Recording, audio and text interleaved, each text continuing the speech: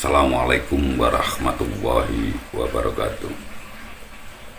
Jumpa kembali bersama Padi TV Malang Official, media informasi dan motivasi. Mudah-mudahan kita semua senantiasa sehat walafiat, tidak kurang suatu apapun, dan senantiasa mendapatkan ridho dari Allah Subhanahu wa Ta'ala. Saudaraku, biasakan menonton video sampai habis agar kita tidak gagal paham, lebih-lebih gagal berkomentar. Menyikapi fenomena akhir-akhir ini, kalau kita amati, kita cermati, adanya kesalahpahaman, perbedaan sudut pandang, sehingga seakan-akan terjadi perpecahan di antara para konten kreator yang selama ini sama-sama berjuang untuk memberikan penyadaran kepada masyarakat bahwasanya konten-konten settingan yang dianggap beneran tersebut dan sama-sama satu visi untuk terus mencoba membantu mencerdaskan masyarakat. Namun dikarenakan perbedaan pandangan, dikarenakan kesalahpahaman yang akhirnya seakan-akan seperti berbalas pantun di channel YouTube-nya masing-masing. Melihat kenyataan seperti itu, kadang kita berpikir bahwa ini adalah dinamika, romantika di dalam sebuah perjuangan. Dan gambaran seperti ini pernah terjadi pada saat bangsa kita ini dalam cengkeraman penjajah selama 3,5 abad, di mana kenapa Belanda bisa lama menguasai negeri kita ini? Bukan berarti tidak ada perlawanan. Sejak awal Belanda masuk ke Indonesia Nusantara pada waktu itu, ini perlawanan-perlawanan yang sifatnya kedaerahan ini sudah sering terjadi. Ya, bagaimana kita tahu ada perang Diponegoro, ada pemberontakan Pangeran Antasari, Bone, Tidore, Imam Bonjol, Sisingamangaraja dan sebagainya. Juga ada Teuku Umar. Nah, bahkan di daerah Bali, terus di hampir di seluruh Indonesia, Patimura di Maluku dan sebagainya. Kenapa hal ini tidak serta-merta membuat Indonesia merdeka pada waktu itu? Hal ini karena perjuangan-perjuangan itu sifatnya kedaerahan, berdiri sendiri-sendiri. Maka hal inilah yang menyebabkan perjuangan saat itu tidak menuai hasil. Bukan berarti perjuangan tersebut tidak maksimal. Namun Belanda pada waktu itu melihat sifat kedaerahan yang masih kuat pada diri para pejuang kemerdekaan ini, maka diciptakan oleh Belanda sebuah politik pecah belah, politik adu domba yang kita kenal dengan politik divide et impera. Nah, sehingga perjuangan-perjuangan di daerah-daerah itu sangat mudah dipatahkan oleh Belanda pada waktu itu dengan menggunakan taktik adu domba ini.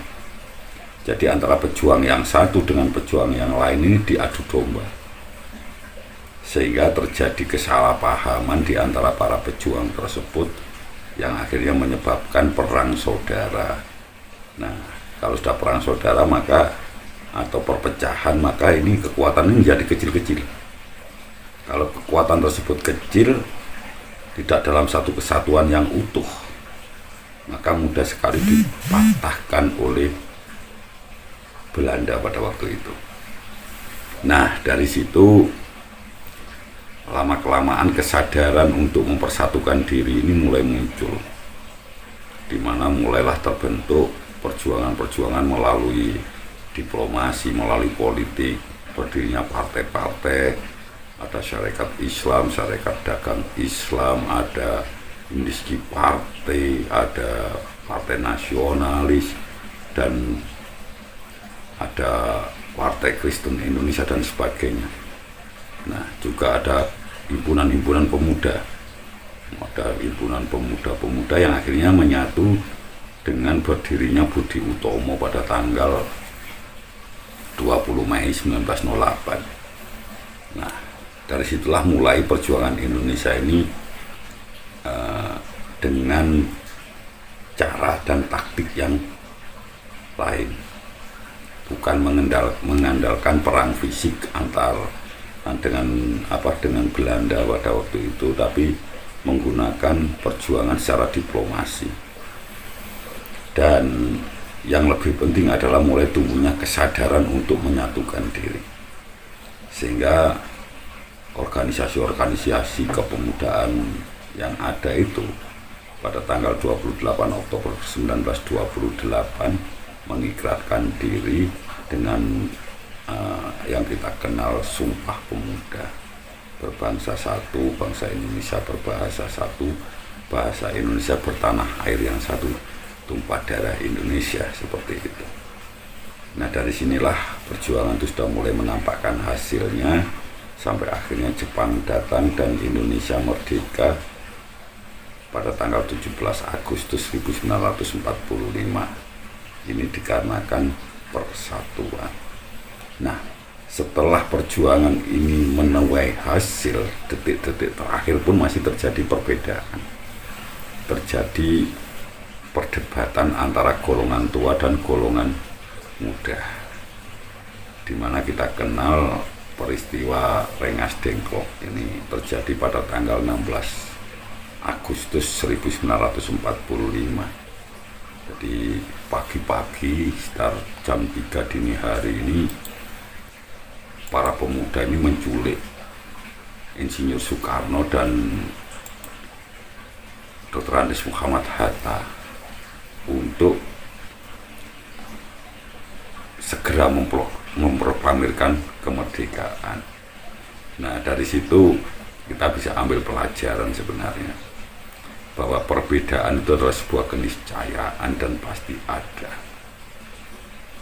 Tapi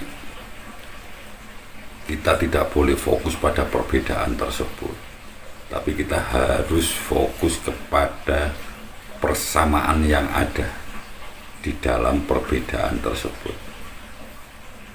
Dan di sini beberapa teman-teman konten kreator ini memiliki tujuan yang sama sebenarnya, yaitu memiliki satu tujuan yang sama, memiliki cita-cita yang sama, bukan untuk menghancurkan seseorang, tapi untuk menyadarkan masyarakat terhadap adanya pembodohan-pembodohan publik, seperti itu.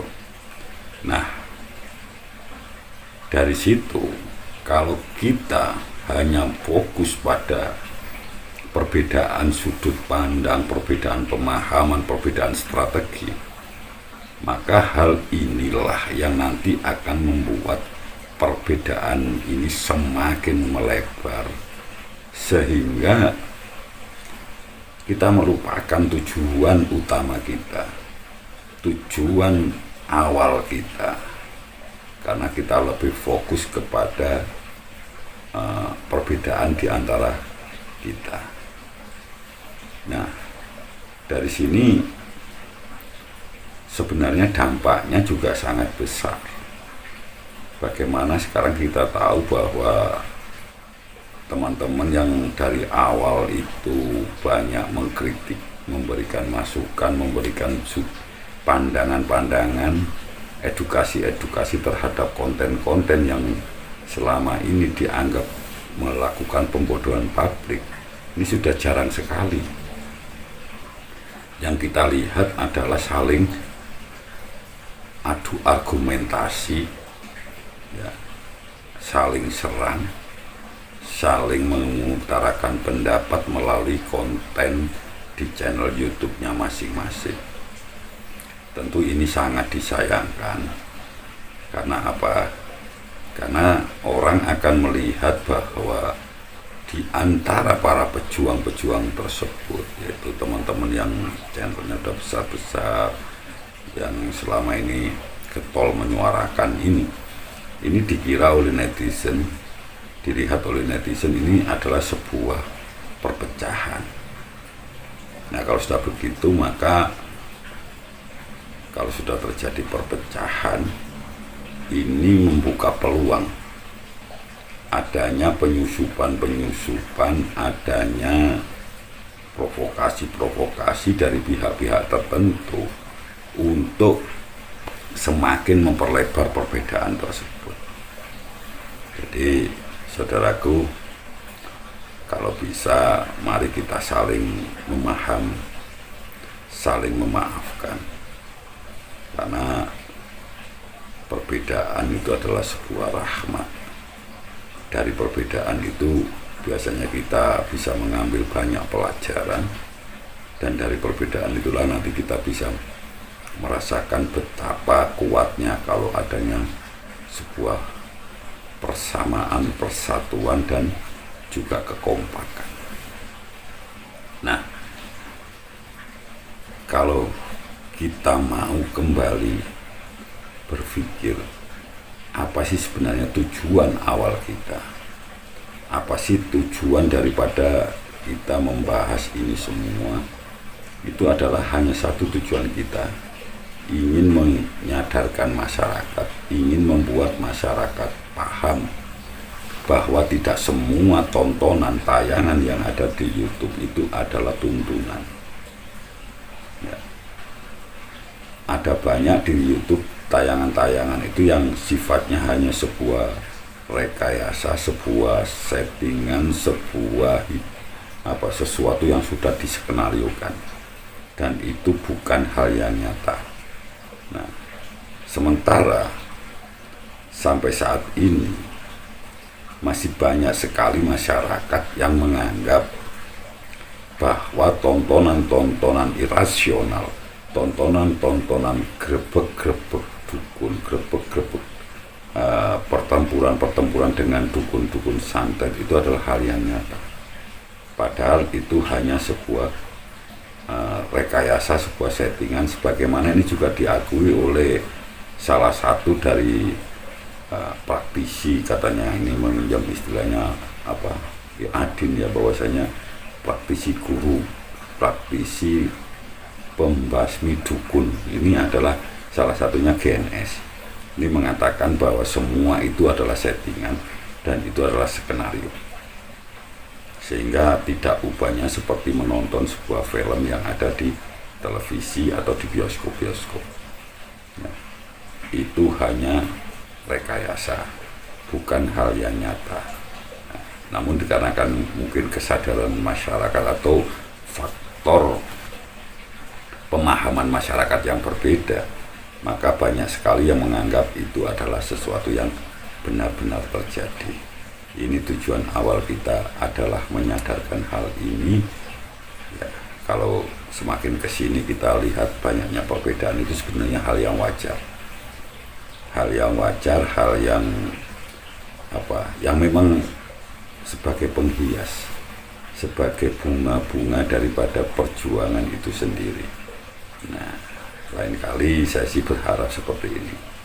Kalau memang ada beda pandangan, kalau ada sebuah ganjalan dari salah satu teman kita, saudara kita, lebih baik kita menanyakan melalui telepon, melalui WA.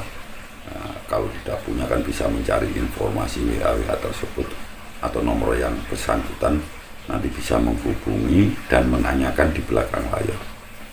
Jangan sampai perbedaan itu kita kedepankan, kita pertontonkan di depan para netizen, sehingga nanti akan susupi ataupun dimanfaatkan oleh orang-orang yang tidak suka, sehingga akan menjadikan perpecahan itu semakin nyata seperti itu.